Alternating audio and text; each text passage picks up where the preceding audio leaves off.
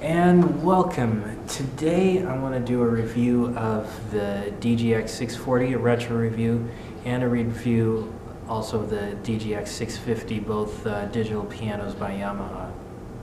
Now, for the record, I have never owned a DGX 650, but I did own a 640, and they're pretty comparable as you look at them. So I have the details down over here, so if I need to check myself on the 650, but I do know the 640 pretty well. It was my main piece of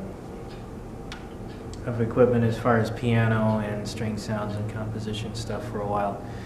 So I got it in the DGX 640 in 2013, around I want to say May, and I had it until summer of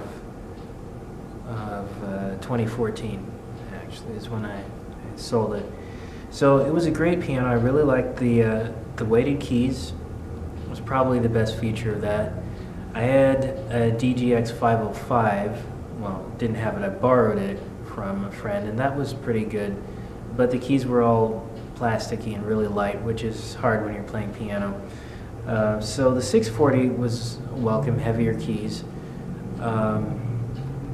Graded hammer action, which means they're heavier in the left hand and, well, the lower notes, and as you progress up to the top notes, it gets lighter, just like if it had real hammers.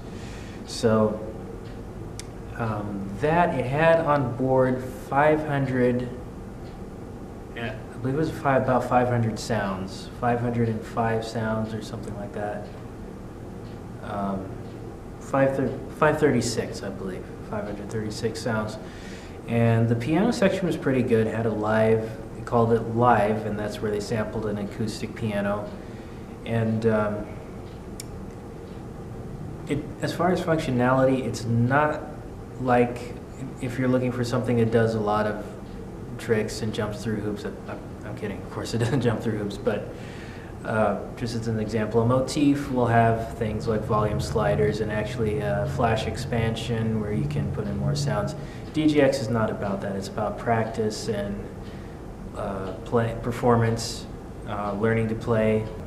So I think I'll continue by contrasting. So I have my details here.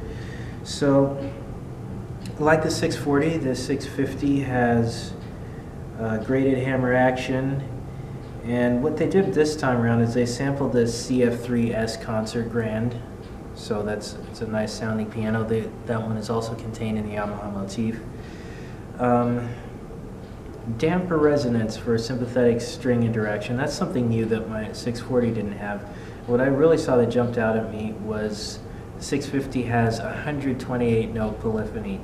My DGX 640 had 64 note polyphony, and I would notice some of the sounds would kind of drop off a little bit as I was playing. They would be, especially if I had dual on, which dual lets you play, let's say, piano and strings. As soon as you hit dual, it automatically adds strings, and if you're really savvy, you can drill down and edit what accompanies the piano. But anyway, as I would play, sometimes little phrases would, you could hear the instruments drop, because it only had 64 notes. But 128, that's pretty standard. Most controllers, most workstations have that. Okay, 128 notes polyphony, built-in speakers, of course. The speaker quality was actually pretty decent on the 640. I imagine it's no different on the 650.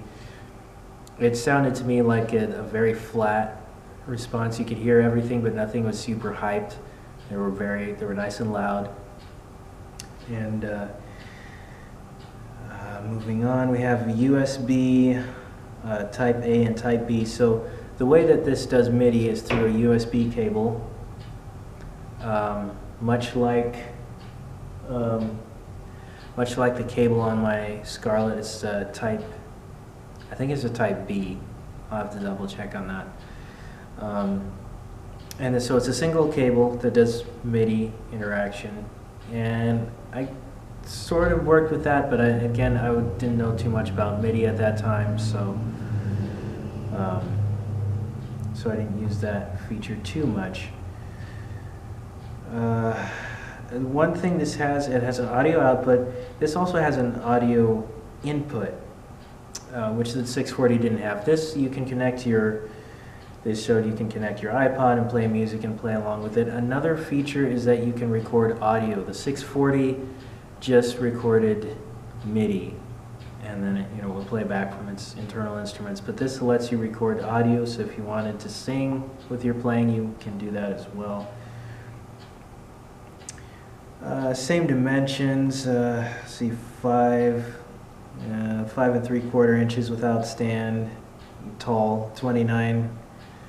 Well, we'll call it 30 inches high with the stand, 55 inches wide without the stand, and with the stand it's just a minimal width addition. Depth is 17.5 inches and 45.6 pounds, so this is a kind of a heavy thing, mostly because of the speakers, I would think. If it didn't have speakers, well, not necessarily. I've picked up some heavy ones without speakers. So another feature, speaking of the speakers on the 650 is, and I thought it was pretty interesting, I learned you can choose to have them turned on even when you have the auxiliary out plugged in, like for your headphones, which would be very helpful if you're in a place where you don't have stage monitors, but you just have, you can use the speakers on your keyboard as stage monitors. And this almost convinced me to buy one of these again. Yeah, it's the same profile. It's got, again, just one pitch bend. It doesn't have a modulation wheel, which is kind of something I like to have in controllers or keyboards, but I already have a mod wheel on my key station, so it's not really that big of a deal if I were to get one of these. And again, being able to monitor from the built-in speakers is kind of a selling point for me on this one. So it comes in two colors. It comes in Spotlight White and black with rosewood trim. Spotlight White is a pretty loud or bold statement in my opinion. I'm not sure I would get the white one. I mean, I guess this is to go along with Yamaha's. They have the white motif, and so they're carrying over this bold white theme into the portable grand segment. But this will run you about $7.99 depending on where you get it. I got a special deal when I got the 640. It was $6.99 because they had $100 off. I think they were starting to sell those out, and oh, they must have been, because soon after I got that, the 650 came out. Anyway, I don't regret buying it, and I'm glad I was able to pass it on to someone who hopefully got to use it more than I did.